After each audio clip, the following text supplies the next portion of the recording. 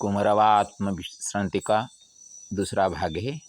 बीच में फ़ोन आ गया था, जो कि ध्रुवगढ़ में मैंने रुका हुआ था। वो सज्जन फ़ोन किए थे कि आप कहाँ पहुँचे, क्या हुआ। यही तो आत्मचिंतन का मैंने बात बता रहा था। यही आत्म जो चमत्कारिता होते हैं, आत्मा में जैसे आत्मा का दृष्टि आप देखेंगे, उसी तरह नर आपके साथ आचरण करते रहते हैं। विषयासक्त संतोपि विषयैवाद्व्यवहरति च विना रागं कृतं कर्म विषयैविश्चिराश्रितम्।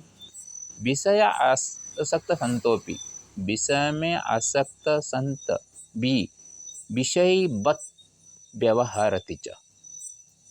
विषय आसक्त, विषय आसक्त संत विषयवत् व्यवहरति।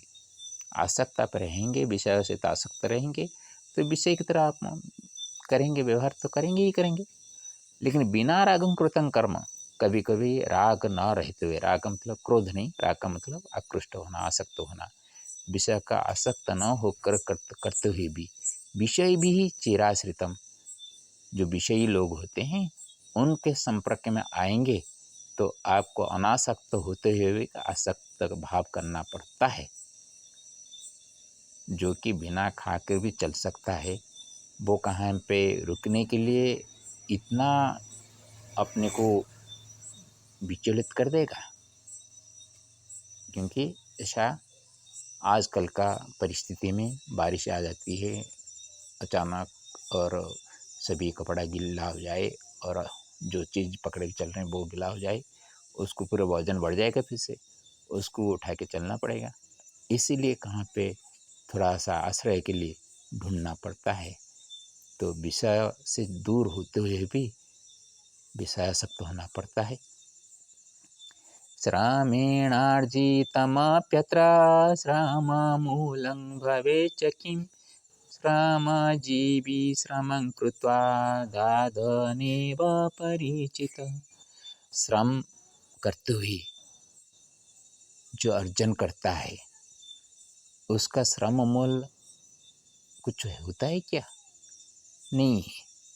श्रमजीवी श्रम करके भी दादन के नाम से परिचित होता है। आप कर्म करते हैं, कर्म का सही से मूल्य आपको मिलता नहीं कभी कभी, इसलिए दादन कहा जाता है।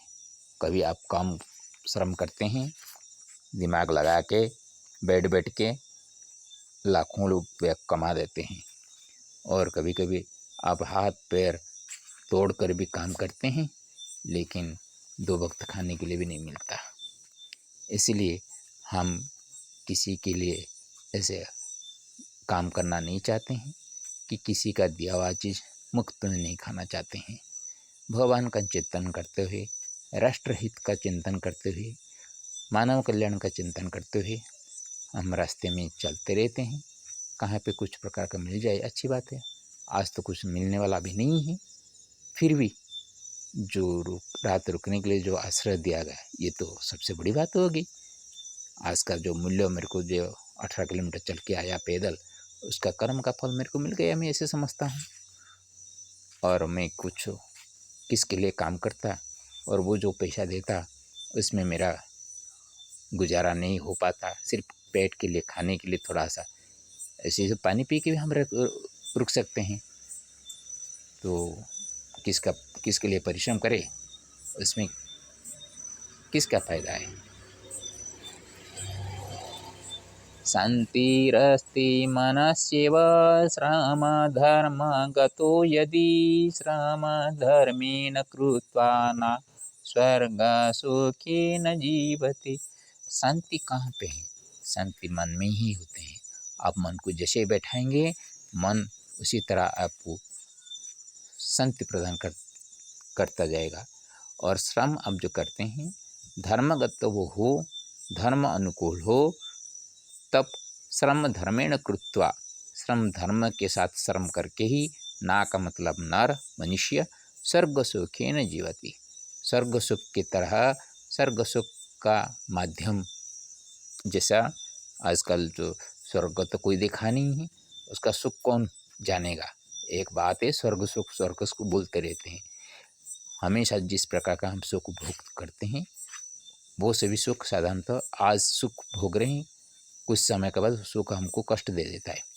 घर में से हम छुटकारा पाने एसी लगाते हैं, एसी तो हमको ठंडा देते हैं, लेकिन बाद में जो जिस प्रकार का हमारा हृदय तंत्र का बिगड़ देता है, हार्ट स्ट्रोक वगैरह आ जाता है, इससे भी रोग भी उत्पन्न कर लेता है। तो इसको हम स्वर्ग सुख कहेंगे। तो और स्वर्ग सुख क्या हो सकता है? स्वर्ग सुख ये होगा कि आप कष्ट में होते हुए भी आपको कष्ट महसूस नहीं होगा, तब जाके स्वर्ग सुख आपको अनुभव करेंगे। अभी हम पानी पी के भी रह सकते हैं, भूख हमको इतना सताता नहीं है, हम उसको स्वर्ग सुख बोलते हैं। जब आपको पीड़ा होगी और खाने के लिए आप बेकाबू हो जाएंगे, अभी जैसे कि कहाँ रुकें, ये बेचैन रहती है, खाने के लिए ऐसा हमारा बेचैन नहीं रहता। तो और कुछ दिन के बाद हमको रास्ते में जहाँ पे भी हम सो जाए हमको कुछ नहीं लगेगा। इस तरह का परिस्थिति जब आ जाएगा तब और बढ़िया हो जाएगा।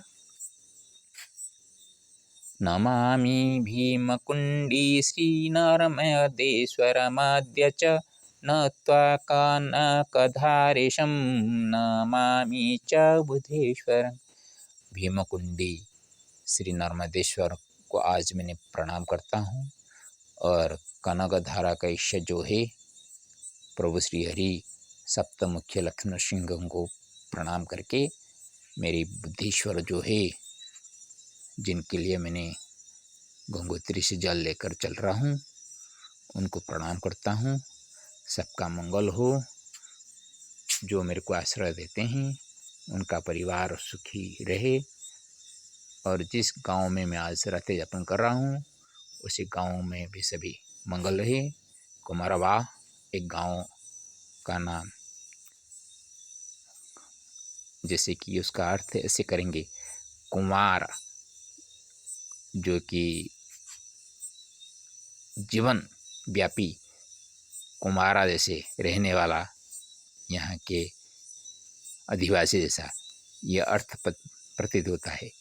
इस तरह सबका जीवन सुखमय हो, आजीवन सुख में जीवन यापन व्यतीत करे। हरिओम तत्सत।